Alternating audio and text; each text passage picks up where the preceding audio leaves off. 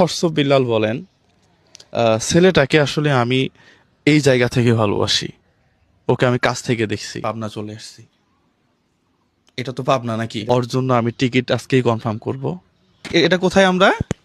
পাবনাতে তো। হ্যাঁ, পাবনাতে। আর পাগলাগারত। হ্যাঁ, ওকে আসলে ইমিডিয়েট পাগলাগারতে দেওয়া উচিত। ওর বাবা মা ওর খোঁজ খবর নিচ্ছে না।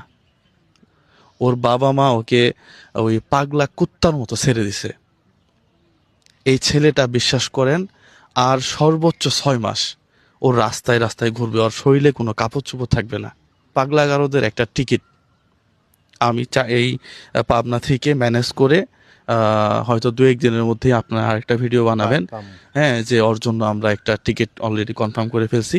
ওর সকল চিকিৎসার দায়িত্ব ওর বড় ভাই হিসাবে, অথবা ওর বাবার মতো, অথবা ওর অন্য কারো মতো, হ্যাঁ, যেভাবেই কেউ বলেন না কেন, কারণ ও বাপ মা ওকে দেখতেছে না আসলে, কারণ এটা বুঝতেছে না।